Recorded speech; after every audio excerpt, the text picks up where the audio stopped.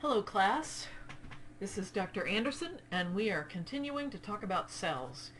So we're going to talk about what membranes are made of and how membranes attach to the cytoskeleton before we get to the transport functions. So we're going to talk about the cytoskeleton. The end of our last presentation we talked a bit about exocytosis and endocytosis. The cytoskeleton is important for that. We'll talk about the three components of the cytoskeleton and what it's doing and what clinical application of knowing about the cytoskeleton. And we're going to talk about the structure of the membrane using a framework called the fluid mosaic model. I want to talk about the components and which ones are amphipathic and that sort of thing.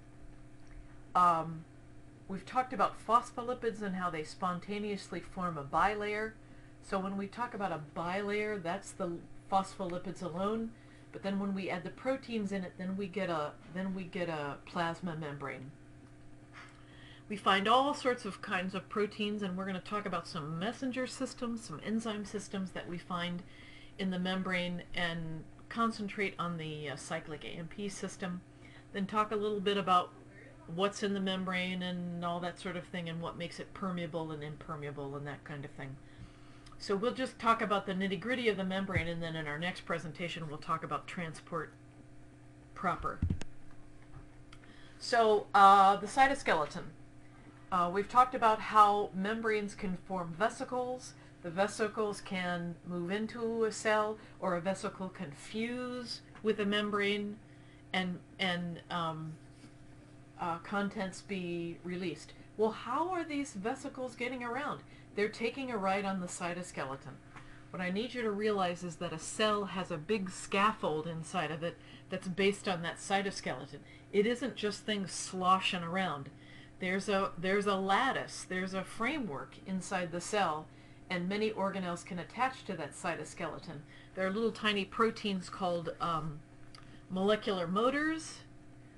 We'll actually, when we get to cellular neurophysiology, I'll show you some examples of that. But they're little motors, and a vesicle can literally take a little escalator ride along a cytoskeleton. How do we know that? Because we've seen it under the microscope. Mitochondria is one place, and then suddenly it's someplace else because it's riding along the cytoskeleton. So there are three types of cytoskeletal elements: microtubules, intermediate filaments, and microfilaments. Here's pictures of them. So microfilaments are a big basis of the scaffolding in cells. You find them underneath villi. The major microfilament protein is called actin. So all kinds of cells have actin that things can take a ride on. And you also may know from your studies of the heart and from your studies of skeletal muscle that actin is a very prominent microfilament found in muscle, interdigitated with another microfilament called myosin. Then we have intermediate filaments, and as the name implies, they are intermediate to microfilaments and microtubules.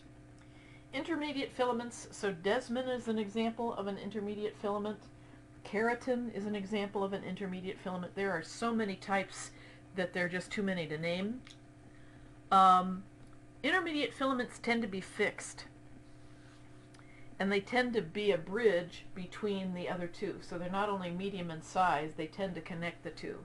So intermediate filaments tend to be pretty stable, whereas microfilaments and microtubules are a little more dynamic. You can put them together and take them apart. Microtubules are the biggest. They're made out of tubulin, and microtubules, you think of the microtubules that help in mitosis and meiosis, moving the chromosomes around. The anchors for the microtubules, the centrioles. So microtubules are very important for cell motility and that sort of thing, and very dynamic in terms of their ability to take them apart and put them together. So there are drugs that are chemotherapy agents, and they can bind to microtubules and prevent them from being taken apart. That would prevent a cell from dividing And if that were a cancerous cell, that would be very helpful indeed to prevent the unregulated growth. So here's a wonderful picture, and you see how microtubules exist in a number of cells. So here you have an epithelial cell. Now, how do I know it's an epithelial cell? Because it's got a basolateral side and an apical side, and I have microvilli. So actin and microfilaments are very important for forming the scaffolding under microvilli and sort of surrounding, giving you the shape of the cell.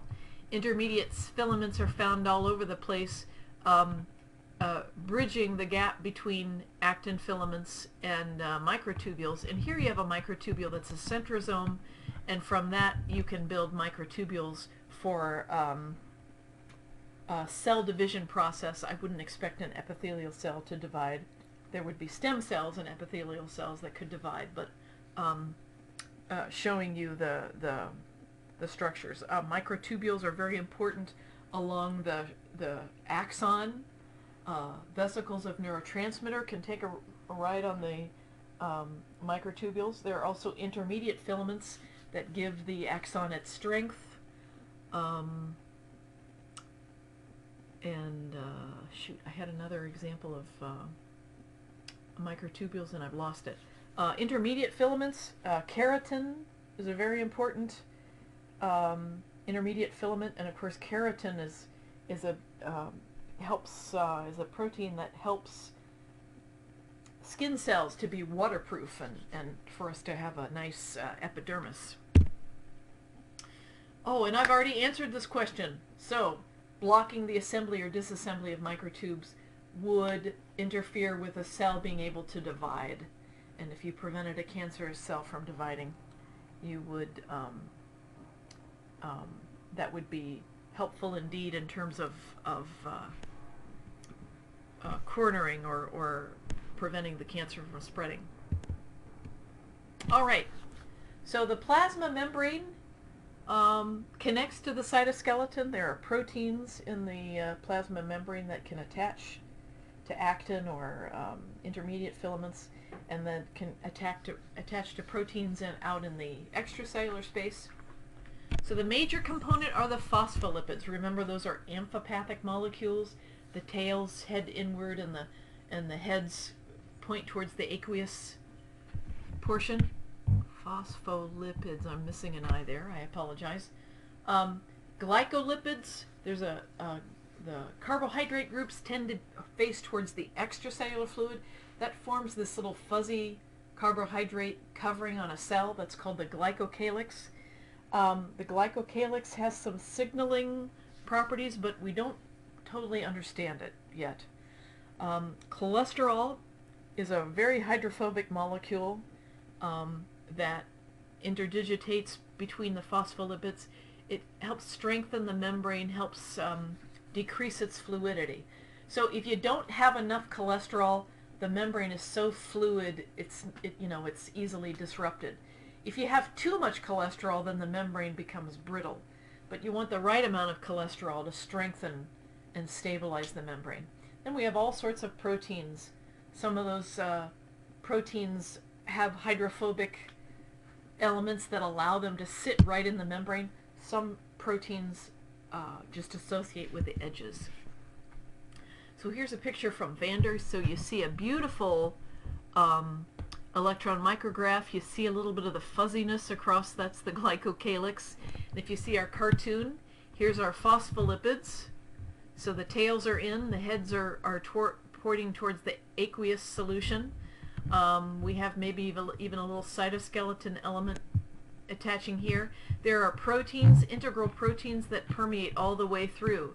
So they would have aqueous portions and they would have lipid portions or nonpolar portions. So these would technically be amphipathic as well. Here you see some proteins with some carbohydrate groups. Notice they're pointing towards the extracellular fluid, forming the glycocalyx. Some of these proteins are, this is kind of solid. This one actually has a pore through it. Here's another picture, which is very aesthetically pleasing. There's some lipids with a carbohydrate groups, so that's a glycolipid. There's a phospholipid. See our little carbohydrate groups, or not carbohydrate groups, cholesterol. So there's a little hydroxyl group that helps it sit in the membrane, and then the hydrophobic region is all in the in with the lipid tails. Here's the carbohydrate group hanging off of a channel. So we have membrane, we have proteins that point right into the membrane. They have some non-polar residues that allow them to reside in the membrane. Here's an interesting protein. You see it has a pore. You also see it has a little inactivation gate. Here's some peripheral proteins, and then they're attached to cytoskeletal elements on the inside. So this is from a different book than your textbook, but I really like this picture. It has a little more detail that shows you all the whole realm of possibility for lipids and proteins interacting. So these elements are not bound together by covalent bonds. It's strictly a hydrophobic hydrophilic interaction. Hydrophobic parts of the molecules sit in with the tails. Hydrophilic parts point out towards either the extracellular fluid or the intracellular fluid. So proteins that can reside in the membrane are enzyme systems. This is a picture from a different textbook, but I kind of like it. Here's a molecule leaving a capillary. It finds a specific receptor. That's a protein in the membrane. And when that ligand binds to the receptor, there's another membrane enzyme called adenylate cyclase. Some people call it adenylyl cyclase right here. And the go-between between the receptor and the enzyme is a membrane protein. It's got three portions, and that's called a G protein. So the G protein basically turns on adenylate cyclase when the ligand is bound. ATP gets converted into cyclic AMP. Cyclic AMP then activates a protein kinase A, which phosphorylates and activates other proteins. And then cyclic AMP is then broken down by another enzyme called phosphodiesterase. So this membrane system, or this protein system, was discovered in 1973 and is the most well-known and ubiquitous of the second messenger systems. But there can be other second messenger systems located in a membrane. Here's the picture from your textbook showing you the general pattern. Let me get back. So a first messenger binds to the receptor.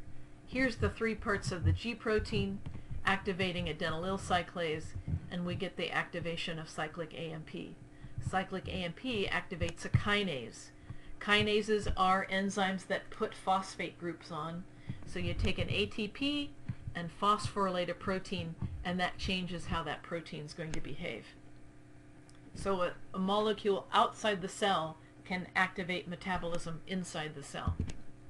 So why use a complicated second messenger system? It gives us something called amplification.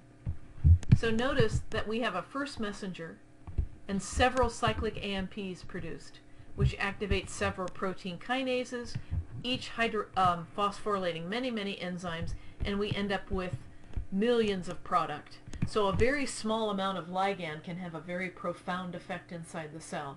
So amplification is a major advantage of using a second messenger system. Other second messengers we can encounter in membranes, there's a guanylate cyclase that takes GTP and turns it into cyclic GMP. Atrial natriuretic peptide uses that second messenger system. Inositol trisphosphate,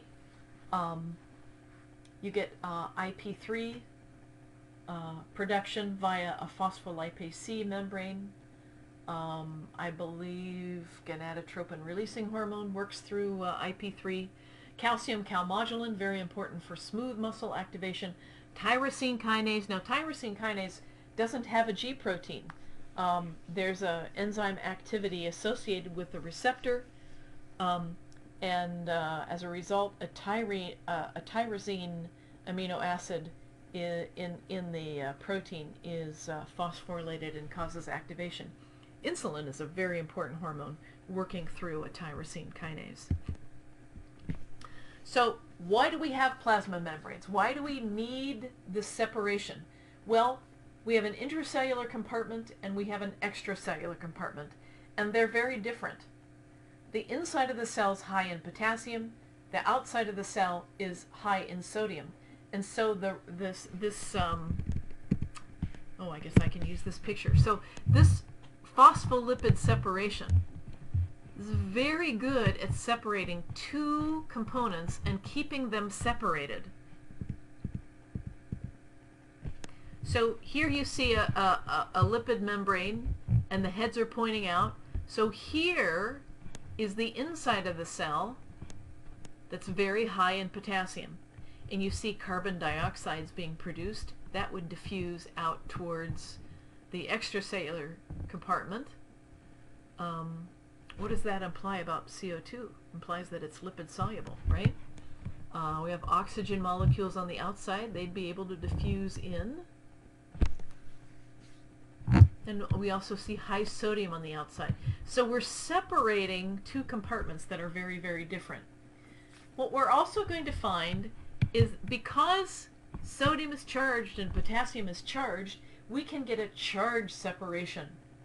It does not mean that the extracellular fluid is positively charged. It does not mean that the intracellular fluid is negatively charged. It means that the membrane very locally is able to separate so that there's relatively more negative charge at the inner face of the membrane and relatively more positive charge at the outer face of the membrane. So the charges are separated, but we don't have charges running around by themselves. Intracellular fluid and extracellular fluid still has to follow the principle of electroneutrality. So having a membrane that separates is important, and then we have to have a way for things to get across the membrane. So some things can cross and some things cannot. So membranes have a quality we call selective permeability. So because membranes are made out of lipid, things that are lipid soluble can cross. So I've alluded to oxygen, CO2. Oxygen and CO2 are nonpolar molecules. They are lipid soluble. They can go right through the membrane. If you have a molecule that's small enough, so cholesterol is lipid soluble and small, it can go right through the membrane. If something is charged, it's not going to go directly through the bilayer. It's going to have to have a transporter. So the presence of transporters and the presence of channels are going to be important. So this is a little bit misleading the way I've written this on the slide, so I need to clarify it. So we could have transporters or we could have channels. And there are four types of channels. There are leak channels. Channels that are open basically all the time. Statistically speaking, they're open all the time. They may flicker shut once in a while, but they're pretty much open. Then we have channels that are gated. They could be gated by voltage, so a change in the electrical environment could cause the channel to open or close. The binding of a molecule or a ligand. A ligand is anything that can bind a receptor. So the binding of a ligand could open or close the channel. And we have some channels that are stretch activated.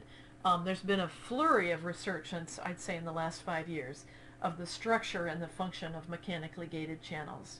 So touch receptors probably have mechanically gated channels in them. Osmoreceptors probably have mechanically gated channels.